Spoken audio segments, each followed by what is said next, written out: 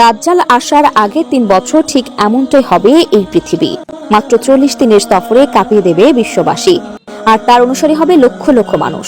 অনেকে বুঝতেই পারবে না যে এটাই দাজ্জাল। আর আশ্চর্যের বিষয়, দাজ্জালের অধিকাংশ অনুসারী হবে নারীরা এবং ইহুদিরা। বাঁচতে পারবে শুধু সেই ব্যক্তি যে চিনতে পারবে দাজ্জালের উপস্থিতিকে।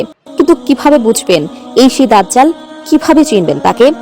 এমনকি এমন কিছু জাদুকরী আমল ও উপায় রয়েছে যা আমাদেরকে বাঁচাতে পারে দাজ্জালের ভয়ঙ্কর ফিতনা থেকে।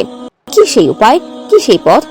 আজকের ভিডিও জুড়ে আমরা আলোচনা করব এসব নিয়ে। তাই ভিডিওটি শুরু করার আগে যদি আপনি দাজ্জালের ফিতনা থেকে নিজেকে রক্ষা করার ইচ্ছা রাখেন, তাহলে একবার কমেন্টে ইনশাআল্লাহ লিখে রাখুন এবং অবশ্যই ভিডিওটি শেয়ার করে সবাইকে জানিয়ে দিন, যেন তারাও জানতে পারে কিভাবে দাজ্জালের ফাঁদ থেকে বাঁচবে এবং কিভাবে তাকে চিনতে পারবে তখন সে পৃথিবীতে আগমন করবে।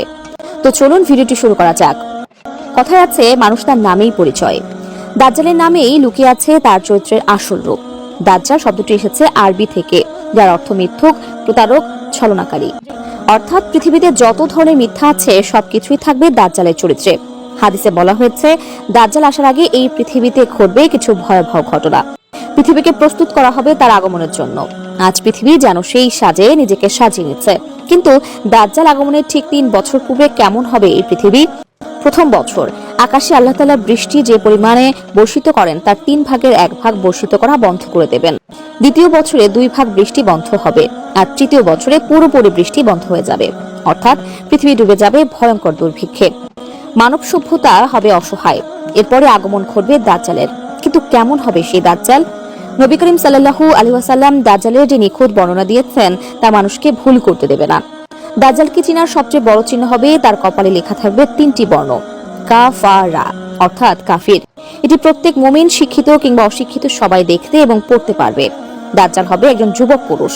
তার পা হবে বাঁকা, শরীরের রং লাল, উচ্চতা হবে বেটে, চুল হবে কোঁকড়ানো, কপাল হবে প্রশস্ত, চোখ হবে টেরা এবং সে হবে নির্বংশ, অর্থাৎ তার কোনো সন্তান থাকবে না।